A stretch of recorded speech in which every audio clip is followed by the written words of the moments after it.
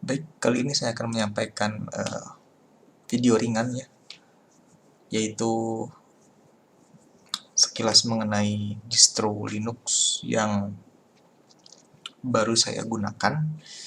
Sebelumnya lama menggunakan Ubuntu, kemudian saya coba-coba menggunakan distro OpenSUSE Leap ya. Jadi OpenSUSE itu ada dua. Kalau saya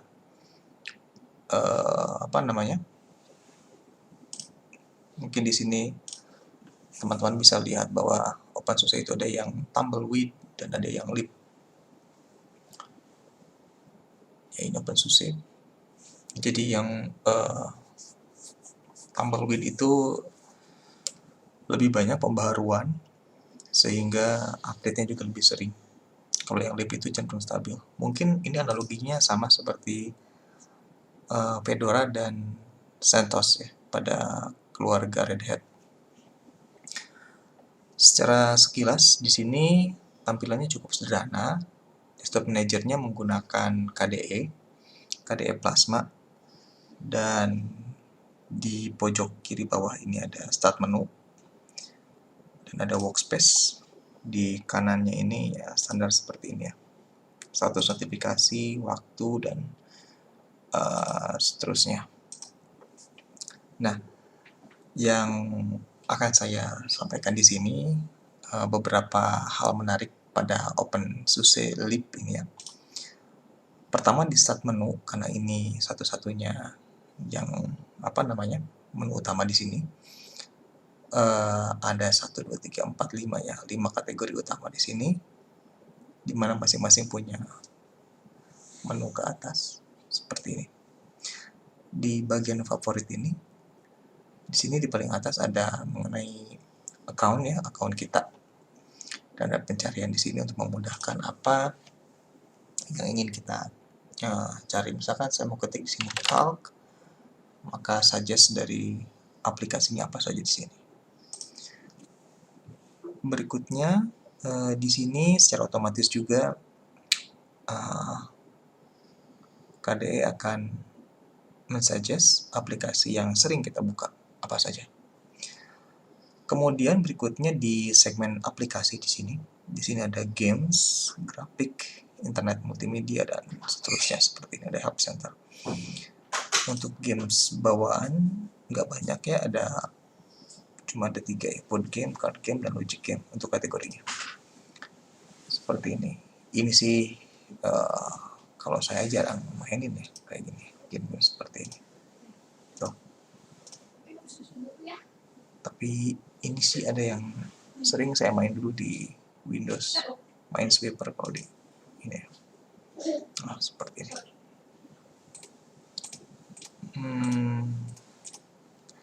Sorry, saya pengen buka dulu nih, agak penasaran juga, jadi lihat Minesweeper. Nah, ini mengasah waktu ya. Oke. Ya, seperti itu. Kemudian berikutnya kita nggak akan ngebahas banyak game ya, yang esensialnya aja. Untuk grafik ada image viewer bawaan dari KDE, yaitu Gwenview, dan untuk kebutuhan pemindaian menggunakan scanner. Untuk yang lainnya, Bluefish ini bukan bawaan tapi diinstal. Dan yang anehnya lagi kok masih membawa IRC ya, yang zaman sekarang ini udah nggak begitu banyak orang pakai. Dan juga termasuk RSS feed ya, feed ini juga jarang memakai sih setahu saya. Untuk multimedianya ada VLC bawaannya, dan untuk yang productivity Office di sini ada Libre dan beberapa aplikasi bawaan lainnya. Untuk Libre-nya sendiri sih kalau kita lihat ya, di sini Libre-nya Libre Writer misalkan, saya pengen tahu ini versi berapa. Ini di versi 7142. ya baru aja. Mungkin mengenai LibreOffice ini akan kita bahas di lain video. Berikutnya ada setting. Nah, di sini dia. Di sini ada sistem setting dan ada juga YAST. YAST ini salah satu fitur utama dari OpenSUSE. Ya, kita buka satu-satu. Ini sistem setting. Saya tempelkan di sini. Oh ya, untuk membuatnya otomatis tile secara vertikal tinggal ngedrag, tempelin ke paling pinggir sampai muncul seperti ini. Dan berikutnya saya akan membuka tentang YAST ya. Nah, untuk YAST ini harus menggunakan password bawaan untuk root. Oke. Jadi bedanya YAST ini dia mencakup semua pengaturan yang dimudahkan dalam suatu tempat, baik itu dari sisi software, hardware, sistem, jaringan, dan seterusnya. Bahkan ke virtualisasi disediakan di sini. Sedangkan di sistem ini lebih ke seperti apa ya, sistem setting, dan bahkan si setting ini pun udah include di dalam sini. Oh sorry, seperti ini beda ya. Ini dan ini beda. Oke, ini yang lebih spesifik di sini. Jaringan, security, dan user kita bisa milih untuk misalkan untuk jaringan di sini. Jadi kalau kita misalkan pilih-pilih ya di panel sebelah kiri ini tidak mengubah tampilan di sebelah panel kanan, tapi dia hanya penyorotannya aja yang berubah. Software, hardware, sistem, dan seterusnya. Untuk software contohnya, di sini ada software management dan software repositories. Ini sama juga ya, seperti kalau di Ubuntu itu ada repository yang bisa kita register di sini. Yang di luar daripada repository defaultnya OpenSUSE, kita bisa add di sini. Udah seperti ini. Misalkan ada kebutuhan aplikasi atau software yang custom yang tidak disediakan. Kemudian berikutnya untuk hardware ya standarnya di sini. Pengaturan suara, peripheral seperti scanner, keyboard, dan printer. Dan untuk sistem, sistem ini menarik. Dia menampilkan bootloader di sini.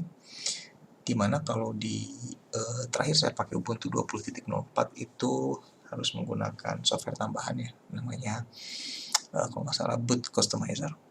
Nah, di sini ada beberapa hal yang memungkinkan kita untuk mengubah pengaturan dari bootloader dengan software bawaan tentunya. Oke, saya lewatkan ini. Dia harus download dulu ya, update-nya. Oke. Berikutnya seperti pengaturan jaringan, mungkin ya. Oke, jadi setiap kali mengakses setiap icon di YAST ini, mesti dia harus nge-load-nya dulu. Seperti tadi ya, nge-download kalau jika ada kemungkinan untuk update tanpa ada konfirmasi terlebih dahulu. Jadi itu memang agak sedikit mengganggu sih kalau menurut saya. Kemudian untuk dari sisi jaringan di sini pengaturan VNC. Jadi kalau misalkan Anda suka melakukan remote jarak jauh terhadap komputer Linux Anda, nah di sini bisa mendefinisikan VNC-nya. Nah nanti tinggal di komputer yang akan mengakses, entah itu Windows maupun Linux juga, itu bisa menggunakan VNC client sehingga bisa meremote komputer tersebut. Ada Samba server ini ya, sharing berbagi pakai file dengan Windows ya, sistem Windows. Lalu untuk security dan usersnya di sini ada pengaturan firewall, pengaturan user dan group, dan bahkan di sini menyediakan virtualisasi ya. Jadi kalau misalkan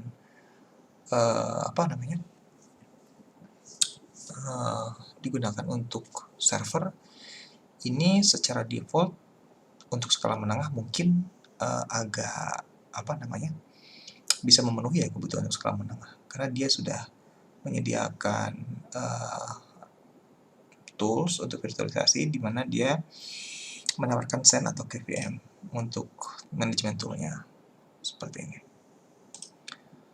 Berikutnya support dan lain-lain, ini mungkin bisa dieksplor sendiri ya. Vendor drivernya, dia juga mendukung vendor dari luar untuk diinstal atau dipasang pada komputer Anda.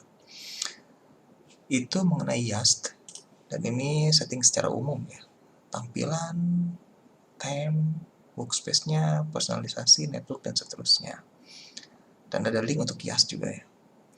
Oh iya, saya belum menampilkan versi dari OpenSUSE saya. Menggunakan OpenSUSE Lib versi 15.3, KDE Plasmanya 5.18.6, dan seterusnya. Dan OS ini berjalan di atas virtual machine, VirtualBox. Itu mengenai YAST. Berikutnya kita explore lagi nih, ada apa aja di sini. Setting sudah, kemudian sistem. Oh ya, sepertinya ada yang terlewat ya. Ada yang terlewat.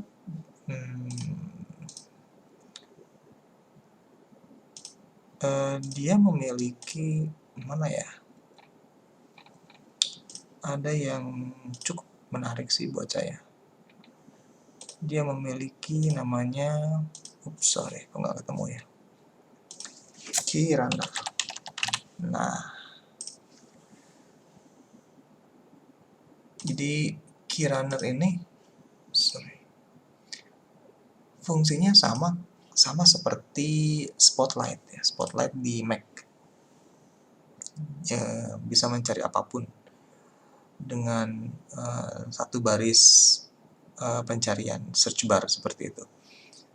Tapi entah kenapa di sini kok Keyrunner-nya nggak muncul di paling atas. Jadi ketika saya klik Keyrunner, itu harusnya di sini satu bar saja sih. Ini tidak satu bar, jadi dia mengeluarkan dialog penuh seperti itu. Entah kenapa, tapi mungkin saya akan cari penyebabnya.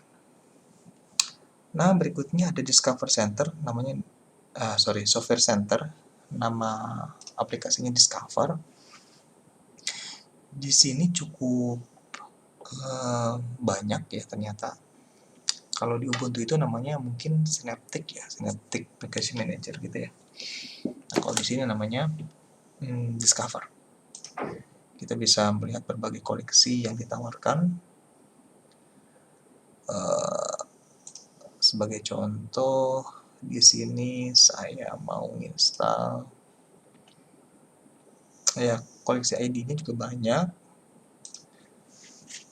Saya mau cek ya, kalau misalkan saya PHP aja, ketik PHP seperti itu.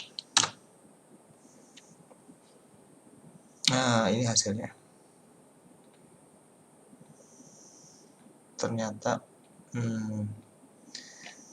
yang ditawarkan itu lebih ke tool ya. Toolnya bukan si PHP.NET-nya itu terafiliasi dengan ini gitu, atau ke Grab dengan ini. Tapi ini lebih ke aplikasi pendukung ya, seperti ini. Ya, cukup banyak. Sampai ke appearance di sini untuk customize-nya juga banyak. Ini cukup menarik. Sepertinya saya akan menggunakan ini dalam waktu yang cukup lama. Menarik. Itu tadi Discover atau Software Manager pada KDE. Nah, ini maksud saya. Discover. Nah, Spotlight ini. Jadi dalam satu search bar, kita bisa mencari apapun di dalam komputer ini, tapi tidak untuk online. Contohnya, saya mau cari file namanya katakanlah SO. Nah, jadi dia akan men-suggest bagian mana di komputer ini yang hit dengan pencarian. Misalkan saya mau buat main, nah dia akan men-suggest software apa saja. Jadi lebih ke ini ya. Tapi kalau misalkan saya ketik Indonesia, nah itu tidak ada, tidak online. Yang bedanya dengan apa namanya? Kalau saya Spotlight itu bisa online nih, nyari di sini. Oke. Berikutnya adalah di aplikasi kita udah membahas IaaS, Discover, ini archiving tool menggunakan Arc, Info Center. Nah ini ada konsol di sini ya. Konsol ini kurang gede. Oke. Coba ya. Oh nggak mau. Saya manage profile dulu, edit supaya lebih besar dan kelihatan.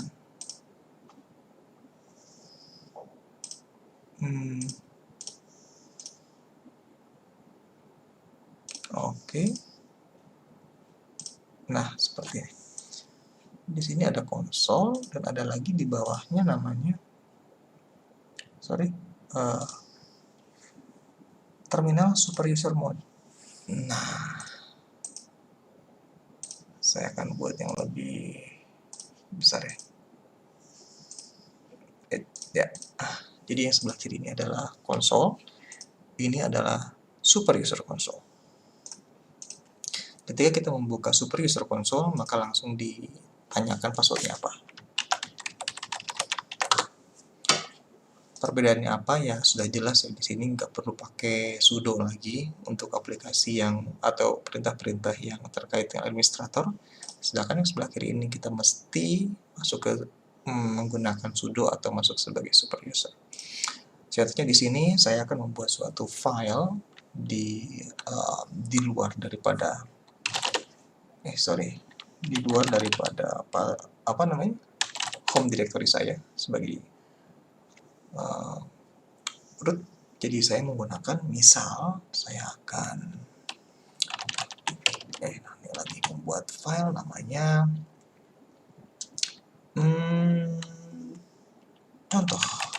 contoh dari SU. Sepertinya saya salah. Saya akan membuatnya di var. Di sini saya akan membuat ini adalah file contoh untuk SU. Dan kalau kita perhatikan ada di sini contoh SU.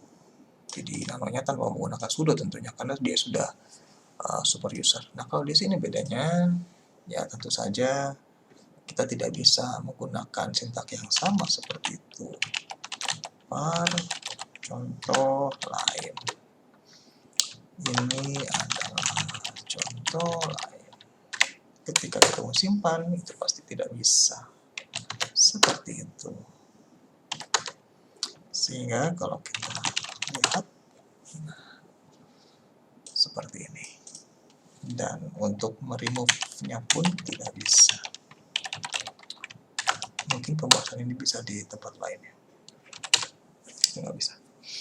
Oh iya, satu lagi yang menarik di sini bahwa untuk package manager ya, package manajernya kalau di Fedora itu ada istilah DNF ya untuk menginstal sesuatu seperti sudo DNF install PHP misalkan. Kemudian di di Ubuntu itu ada namanya apt get install atau akhir-akhir ini menjadi apt doang seperti ini. Dan bahkan yang lebih general lagi ada menggunakan kalau di Mac itu menggunakan brew ya, brew, terus ada lagi flatpak ya kalau nggak salah. Nah kalau di sini kita menggunakan gimana nyebutnya ya, zipper. sudah zipper install seperti itu. Kalau misalnya saya mau install sesuatu, katakanlah saya mau install aplikasi The Beaver, seperti itu. Ya, secara prinsipnya sama aja ya. Dia nggak punya di sini. Mungkin kita harus update.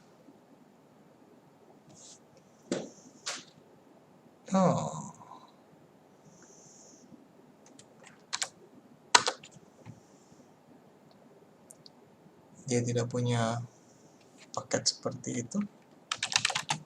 Kalau ini mungkin kalah banyak kali koleksinya ya dibandingkan dengan Ubuntu ya. Kalau di Ubuntu itu ada The Beaver. Dia nggak ditemukan tuh The Beaver ini. Tapi intinya adalah untuk menginstalnya menggunakan zipper seperti itu. Oke, berikutnya adalah tadi udah, sisanya ini lengkap aja ya.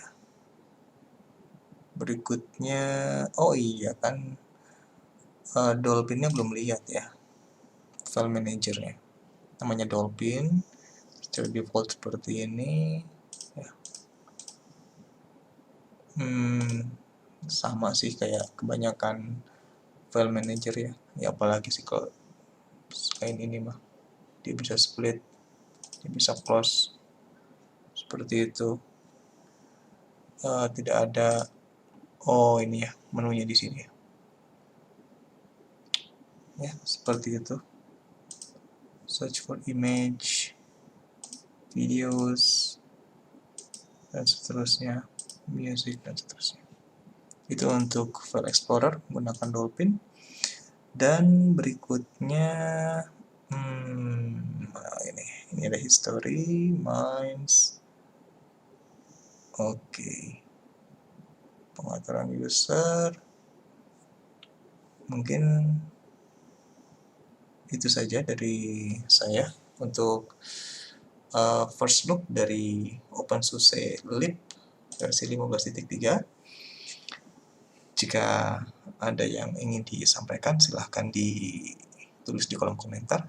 Terima kasih atas perhatiannya. Sampai jumpa.